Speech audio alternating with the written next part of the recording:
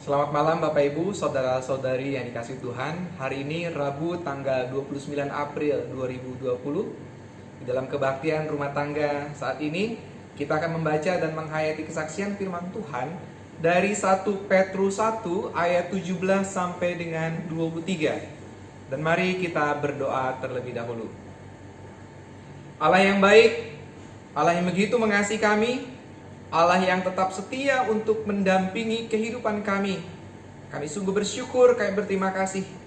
Kami dapat bertemu kembali di dalam media online ini untuk kami berkebaktian.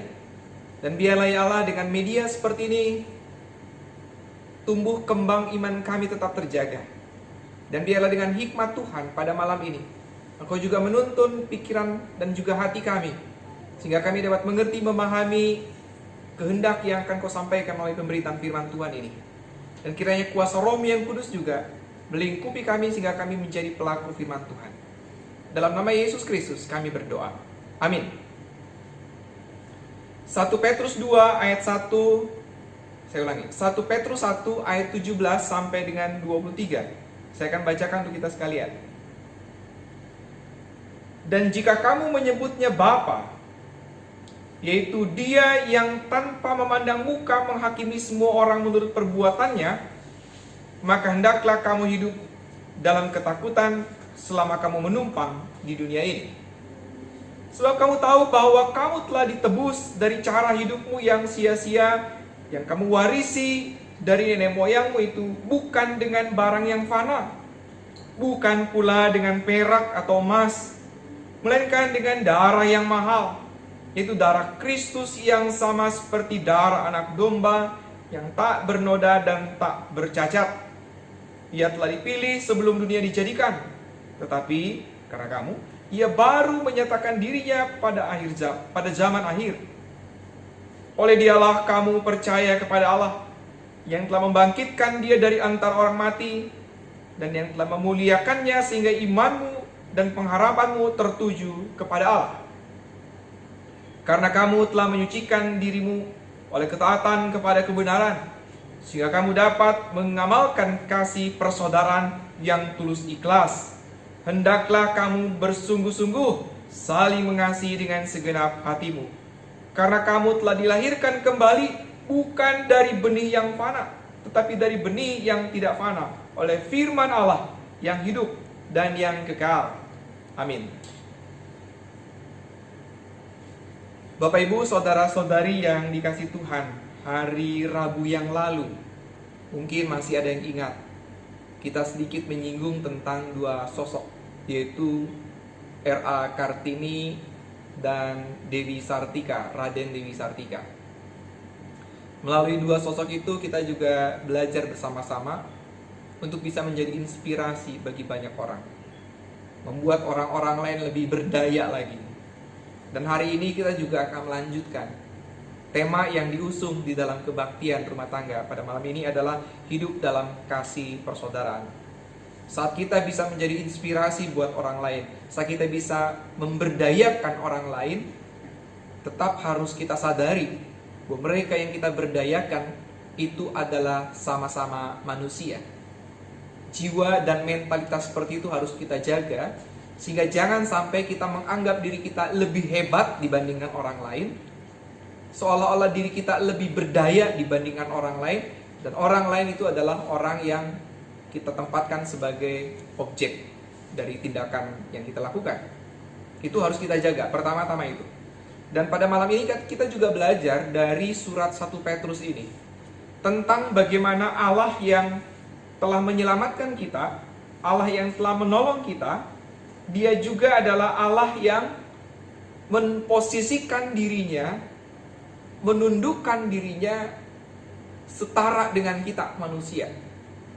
Allah yang memposisikan dirinya tidak lebih dahsyat dibandingkan apapun, memposisikan itu. Padahal Dia Allah yang maha dahsyat. Dia adalah Allah yang maha hebat. Tapi Allah yang maha hebat itu berkenan untuk menundukkan dirinya, memposisikan dirinya lebih rendah dibandingkan apa yang sepatutnya gitu loh. Karena memang Ia adalah hal yang luar biasa. Nah, ini contoh yang luar biasa Bapak Ibu. Ini inspirasi juga bagi kita saat kita memberikan pertolongan. Saat kita membantu orang lain, maka mentalitas yang harus dibangun adalah mentalitas kasih. Kasih persaudaraan. Kasih yang tidak menempatkan orang yang kita kasih itu lebih rendah dibandingkan kita, tapi tetap sebagai setara, sama-sama manusia. Mentalitas itu perlu kita bangun. Nah, dalam situasi saat ini, Bapak Ibu, saudara-saudari yang kasih Tuhan, Allah yang telah menebus kita itu adalah Allah yang mengorbankan begitu banyak hal yang, waduh, ini mungkin kalau manusia nggak rela untuk menanggalkan semua itu. Pertama, menanggalkan kemuliaannya, menanggalkan keagungannya, menanggalkan kemuliaannya yang wah dahsyat lah, pokoknya nggak bisa dibandingkan dengan apapun. Tapi Allah ini adalah Allah yang menundukkan dirinya, apalagi dengan pengorbanannya. Allah yang menebus kita itu adalah Allah yang menyerahkan nyawanya demi kita manusia agar hidup. Dan jadi kalau membaca bagian ini saya juga jadi ingat dengan lagu bukan dengan barang fana, lagu itu ya, kau menebus diriku, gitu kata-katanya ya, kira-kira begitu. Ini kan mau menggambarkan bahwa Allah kita itu adalah yang berkorban luar biasa. Ya berkorban apa? Kemuliaan ia korbankan. Ya mengorbankan apa lagi? Mengorbankan darahnya, nyawanya. Kita ditebus dengan harga yang sangat mahal. Sekaligus Allah telah mempercontohkan dirinya sebagai inspirasi bagi kita saat ini. Allah yang begitu agung mau merendahkan dirinya, mestinya kita pun demikian.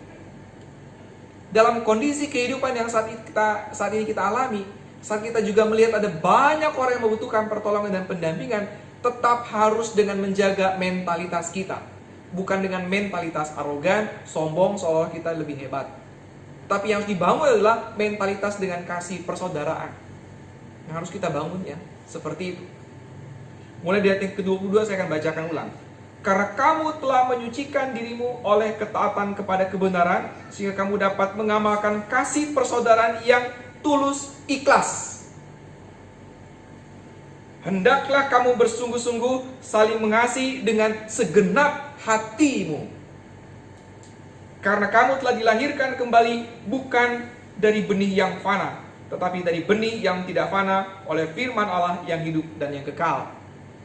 Jiwanya ini, saat kita mau menolong, saat kita mau membantu orang lain, mulai dari mental. Sikap batin kita yang harus kita perbaiki dulu. Kita harus luruskan terlebih dahulu.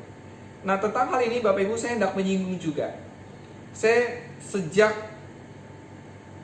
kita mulai mengisolasi diri, saat aktivitas kita menjadi sangat terbatas, ada banyak orang yang juga memiliki keterbatasan mendapatkan akses pendapatan finansial.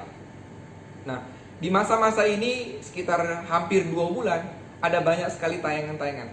Ada salah satu tayangan video yang dibuat dari India. Di India orang juga membutuhkan seperti Indonesia, butuh makan. Ada banyak orang-orang di dunia juga di India yang juga protes gara-gara mereka memang harus mengisolasi diri. Tapi pada kenyataannya mereka kan tetap butuh makan.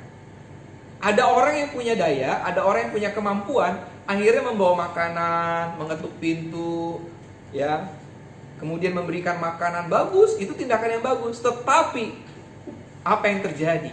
Dalam tayangan itu, beberapa orang yang semula siap menerima bantuan itu, siap mengulurkan tangan untuk menerima, pada saat ia menengok, oh ada kamera, tidak jadi.